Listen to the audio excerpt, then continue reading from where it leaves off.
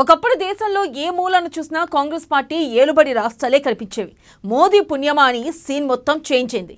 కింద మీద పడిన కాంగ్రెస్ పార్టీ పలు రాష్ట్రాల్లో ప్రభుత్వాలను ఏర్పాటు చేయలేకపోతుంది. ఇప్పుడు ఆ పార్టీ అధికారంలో ఉన్న రాష్ట్రాల్లో ముఖ్యమైనవి కర్ణాటక, తెలంగాణ మాత్రమే అని చెప్పాలి. కాంగ్రెస్ ఏలుబడిలో ఉన్న మిగిలిన రాష్ట్రాలు ఈ రెండింటితో పోలిస్తే వాటి స్థాయి ఇట్టే అర్థమవుతుంది. అయితే గడిచిన వారం వ్యవధిలో హైదరాబాద్ పేరు జాతీయ స్థాయిలో మారుమోగుతుంది. ఇంతకీ హైదరాబాద్ ఎందుకు కీలకం అవుతుంది? ఓసారి చూద్దాం.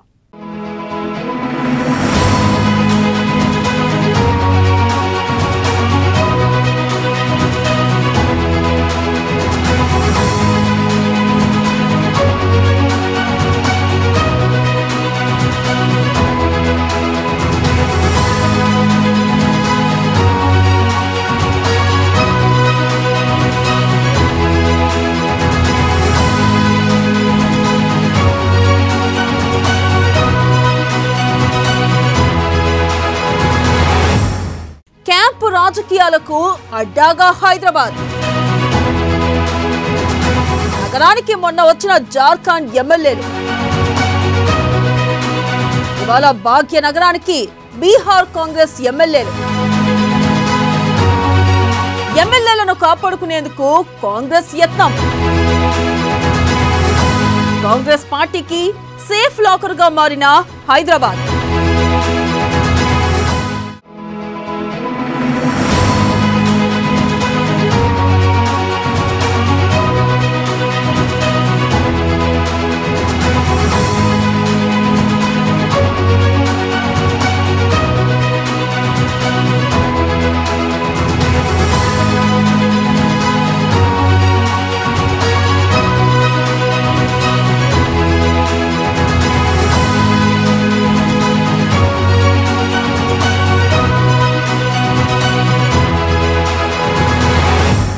క్యాంపు రాజకీయాలకు హైదరాబాద్ మహానగరం అడ్డాగా మారింది.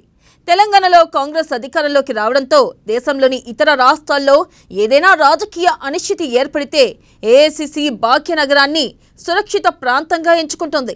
ఈ నేపథ్యంలోనే ఇటీవల జార్ఖండ్ ఎమ్మెల్యేలు నగరానికి వచ్చిన విషయం అందరికీ తెలుసు. ఇక వారు వెళ్లగానే తాజాగా బీహార్ కాంగ్రెస్ ఎమ్మెల్యేలు భాగ్యనగరంలో దిగారు. శాసనసభ నియమ నిబంధనలు తుంగలో దొక్కి ఏ రకంగా అధికారాన్ని చేజిక్కొచ్చుకోవడం కోసం పాకులాడుతున్నారు.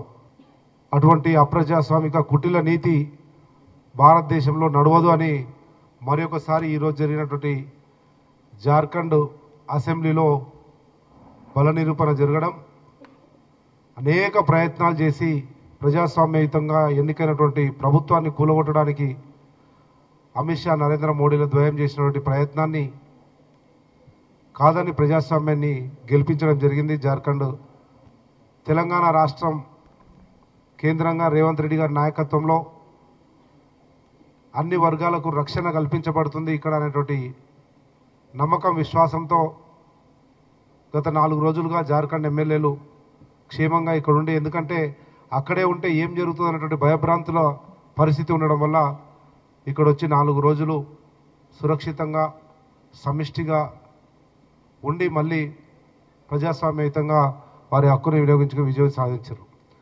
అదేవిధంగా రేపు 12వ తేదీ జరగబోయే బీహార్ శాసనసభలో కూడా అనైతికంగా, అప్రజాస్వామికంగా, అవకాశవాద రాజకీయాలకు నిలయంగా మారినటువంటి నితీష్ కుమార్ గారి పరిపాలనను పూర్తిగా బీహార్ ప్రజలు చీదరించుకున్నటువంటి సందర్భంలో శాసనసభ్యులను మళ్ళీ ప్రలోభపెట్టి భయభ్రాంతులకు గురి చేసి బ్లాక్మెయిల్ చేసి ఈడీని, సిబిఐని వాడి ఇబ్బంది పెడతారన్న సమయంలో బీహార్ క్షేమం కాదేమని చెప్పి ఈరోజు హైదరాబాద్ కేంద్రంగా బీహార్ శాసనసభ్యులు ఇక్కడైతే క్షేమంగా సురక్షితంగా ఉంటాం, ఏ దుష్ట రాజకీయాలు పనిచేయవు హైదరాబాద్లో కాంగ్రెస్ ప్రభుత్వంలో రేవంత్ రెడ్డి నాయకత్వంలోని ఇక్కడ ఉన్నమాట కూడా మీ అందరికీ తెలుసు. 3 రోజులుగా హైదరాబాద్ శివారు రిసార్ట్లో ఉన్న జార్ఖండ్ ఎమ్మెల్యేలు ఆదివారం సాయంత్రం శంషాబాద్ విమానాశ్రయం నుంచి ప్రత్యేక విమానంలో రాంచీకి వెళ్లారు. జార్ఖండ్ శాసనసభ్యులు వెళ్లగానే బీహార్ కాంగ్రెస్ ఎమ్మెల్యేలతో వచ్చిన విమానం శంషాబాద్లో వాలిపోయింది. ఈ నెల 12వ తేదీన నితీష్ సర్కార్కు బల నిరూపణ ఉన్నందున 22 మంది కాంగ్రెస్ ఎమ్మెల్యేలను హైదరాబాద్ తరలించారు.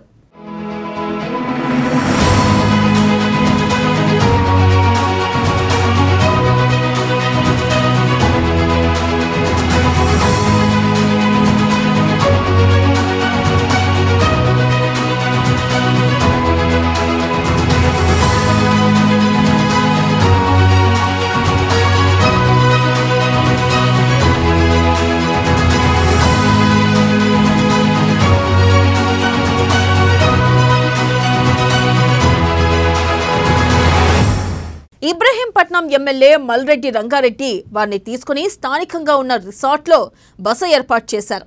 ఇతరులెవరూ వారిని కలవకుండా కాంగ్రెస్ నేతలు అన్ని జాగ్రత్తలు తీసుకున్నారు.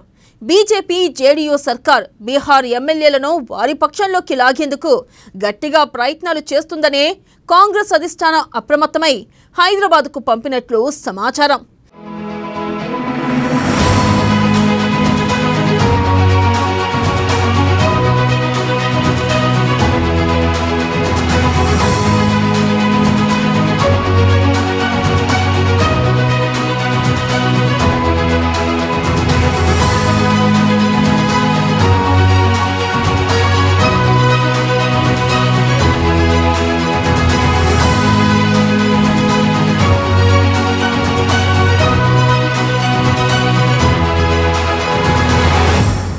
తమ పార్టీకి చెందిన బీహార్ ఎమ్మెల్యేలను వారి పక్షంలోకి లాగేందుకు గట్టిగా ప్రయత్నాలు చేస్తున్నందునే కాంగ్రెస్ హైకమాండ్ అప్రమత్తమై హైదరాబాద్కు పంపినట్లు సమాచారం. కాంగ్రెస్ శాసనసభ్యులు చీలిపోతారనే వదంతులు వ్యాప్తిలో ఉన్న నిజానికి జేడీయూ ఎమ్మెల్యేలపైనే విపరీతమైన ఒత్తిడి ఉందని ఏఐసీసీ బీహార్ వ్యవహారాల ఇన్ఛార్జ్ మోహన్ ప్రకాష్ పట్నాలో తెలిపారు.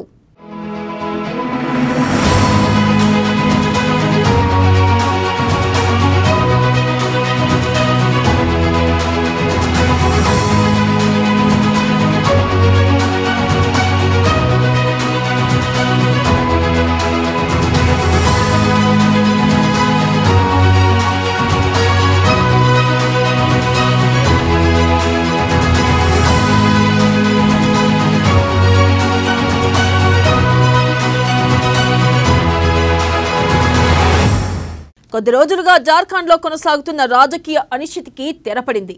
కొత్త ప్రభుత్వం తన బలాన్ని నిరూపించుకుంది. శాసనసభలో జరిగిన బల పరీక్షలో నెగ్గింది.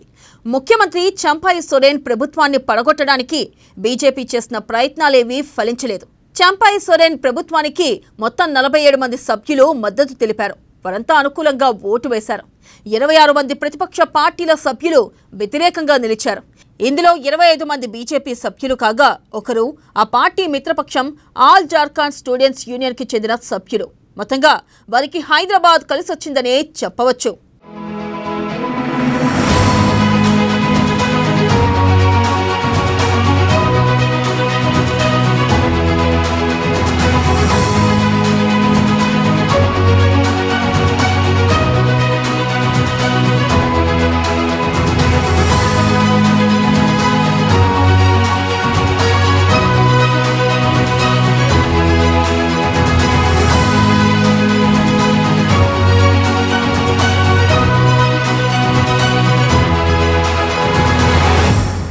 ఇక మరోవైపు హైదరాబాద్ ను కాంగ్రెస్ పార్టీ సేఫ్ లాకర్ గా ఫీల్ అవుతున్నట్లుగా చెప్పాలి.